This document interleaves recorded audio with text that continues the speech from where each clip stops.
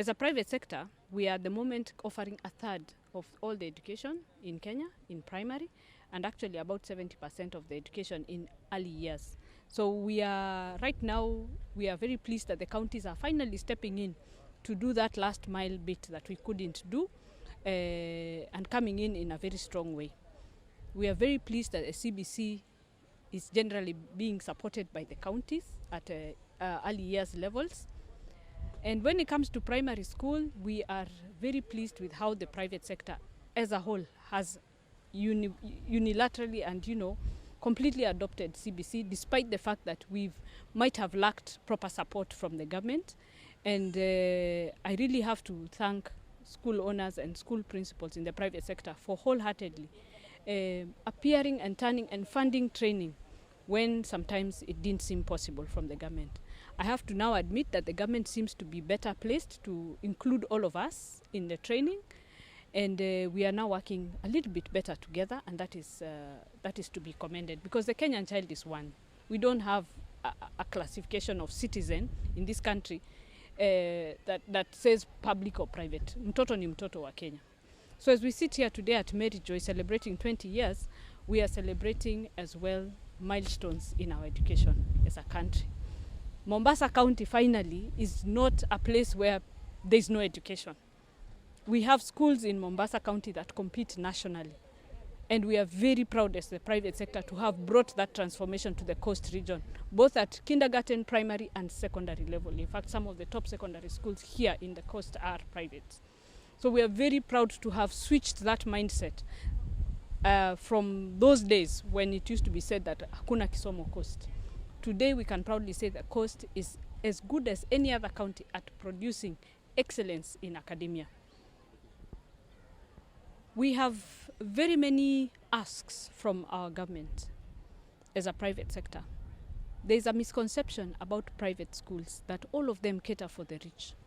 In places like Mombasa, we don't necessarily cater for the rich. There are schools that are even worse and poorer and deal with demographics poorer than the government does. And these schools need support.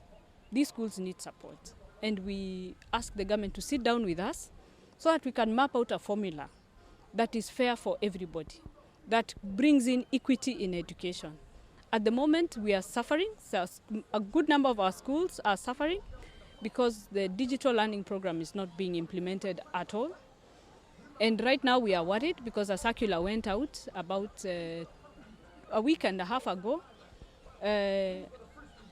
about how schools are registering students for the grade 3 assessments and the mandatory nature of the devices that we are supposed to have in our institutions.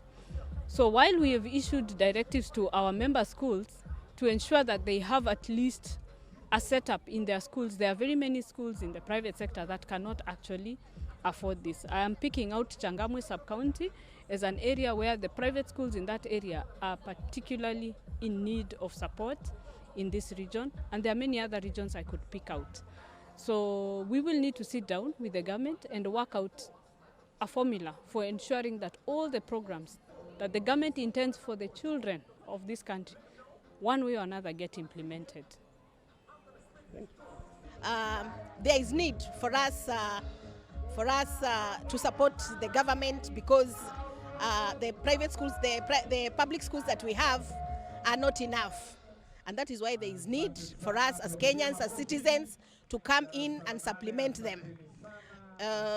And we are coming in a very unique way.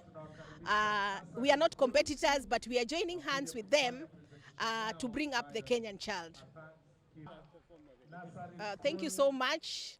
As an institution, we have fully embraced the CBC, and the idea of changing the curriculum came to us some years back, about 2-3 years back. And as a school, we never took it as a challenge, but we went ahead and did all what it takes to make sure that our teachers are trained, our staffs are trained, and for sure, as we speak, we have all reasons to say that the CBC is on the move. It has taken its route properly, and we are embracing it totally.